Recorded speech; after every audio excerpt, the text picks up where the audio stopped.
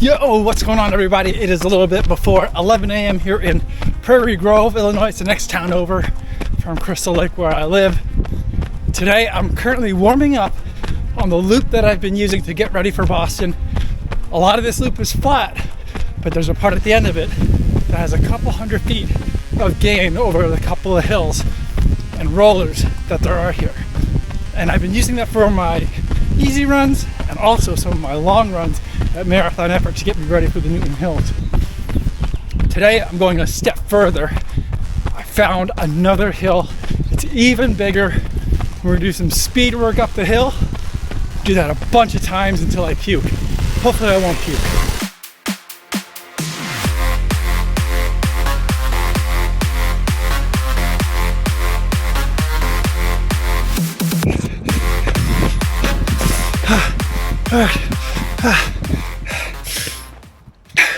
Just under 3 minutes. It's about a little shy of a half mile and about 100 feet. Then we're gonna jog back down. Let's run it back. Let's do it again.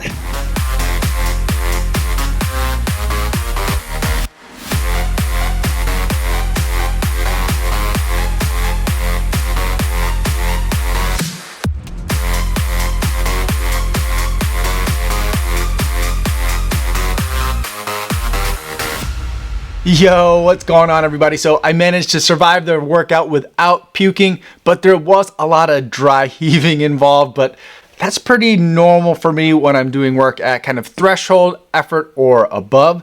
Now, to go back and look at some of the data and be a little bit more precise than I was able to be while I was out there on the roads, this hill that I found is about 0.43 miles long, and it's got an elevation gain of about 90 feet or about 27.5 meters.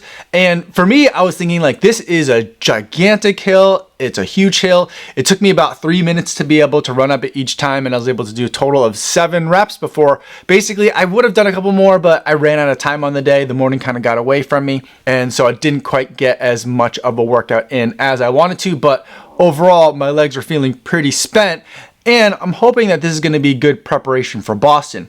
Now, there are similar hills along the loop that I've been using that I mentioned. I've been calling it the Boston Loop. It's about 4.5 miles long with a couple of 100 feet of gain over the course of some of the rollers that are on that. And I've used that for some of my long runs. So I've been charging up that hill at marathon effort. My goal always trying to be even effort, not even pacing. So I'm going to lose everyone on the uphill, and then I'll kind of catch up to everyone on the downhill when everyone else is recovering. So that's kind of always been my approach, and I've been doing that for some long runs. I did that in the build up to Tokyo, which was really not that long ago, and so I have some experience with that, but I very specifically wanted to do more work at higher levels of intensity on an even bigger hill, which is what I got today. Looking at it overall, I feel like the grade adjusted paces for all these put me somewhere in the threshold range, although there are certain times when I'm doing this where it definitely feels like I'm working a lot harder than threshold range, probably even beyond VO2 max range. At least mentally, that's what it feels like. So it was good to be able to do this and really work the legs, really get them used to taking a pounding going up the hills, and also to help with my mindset, so that way I could be in the correct mindset when it comes time to really focus and deliver in terms of working hard and executing in those later miles of the Newton Hills. So for me, from the mental perspective, one of the things that I realized, and it took me about 4 or 5 reps to realize, is that my mind was kind of in that like frantic state where it's just trying to survive, and it kind of feels like a cat that accidentally fell into a bathtub, where it's just clawing around and just like grasping for anything, some sort of distraction, some technique, anything to kind of like take my mind off of what's happening. But after like the 4th or 5th rep, then I was kind of able to like realize that like, all right, I'm not dying. This is not a panic moment. It's just hard work. And then I can kind of like quiet down the noise, turn the volume down on everything, and then focus on what I need to do in order to run up the hill, instead of kind of like flailing my limbs around, trying to throw myself up the hill. I can really try to focus on running in an efficient and powerful way. So that was an important realization for me, and hopefully something that I'll be able to carry with me as I get in a couple more hill-based workouts in the lead up to Boston, which is really about 3 weeks away now. And to just do a quick comparison of the hill that I found to the Newton hills, you know, I really had in my mind thought that like maybe the normal lap that I do is pretty similar to Newton hills, but hopefully they're not as intense. And this bigger hill that I found, hopefully that's way more challenging than the Newton hills. But looking at some of the info that I've been able to find on Strava, now I haven't run Boston itself, so I'm looking at other people's Stravas in terms of the elevation gain and the overall length of the hill. And it seems like there's 4 main hills in the Newton hills. The first one is about a half a mile and 80 feet tall. The second one is shorter at 0.3 miles, but it's also about 80 feet tall. The third one is another half mile stretch that's about 65 feet tall, so that one's gonna be a little bit easier. And then the fourth one is about 0.4 miles and about 90 feet tall. So each of those hills is pretty close to the hills that I was running today. And that's very intimidating because, you know, I listen to a lot of podcasts, people talking about, oh, the Newton hills in and of themselves are not so bad. It's just when you get to them, that's challenging.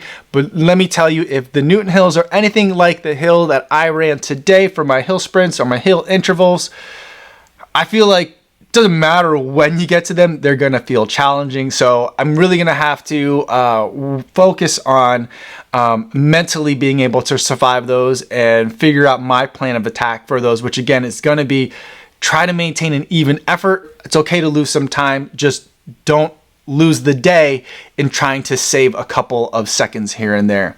So I've got a couple more hill runs and I think one more long run. It's not gonna be super long because I did just run Tokyo, but one more long run to get in. So that'll be interesting. I'll be spending some time in Iowa for my kids' spring break. Gonna be visiting my in-laws, and that's a pretty hilly area, or about as hilly as it is over here. So I'll be able to find some spots where I'll be able to be doing some really good work, or at least good enough work, until we head into the taper. And the taper is going to start for me after I run the Cherry Blossom 10 mile, which I think is going to be a kind of a 10 mile at marathon effort kind of day. So hopefully if you guys are going to be in the DC area that weekend, I'll be able to see you guys. I'm going to be out there with Believe in the Run and ASICS. We're going to have a really awesome shakeout run event the day before. We're going to do some giveaways, some custom graphics with Believe in the Run and Kofuzi. Hopefully I'll be able to see you guys there, and I hope the rest of your Boston training is going well. If you have any other questions about what I talked about today, feel free to put them in the comments down below, or better yet, stop by the live stream that I do Monday through Friday right here on YouTube. I'd love to talk to you guys in the chat. That's all I have for today, everybody. Thanks so much for making it all the way to the end of this video. Hopefully you guys are staying safe out there on your runs, and I will see you in the next one. Yo, what's going on?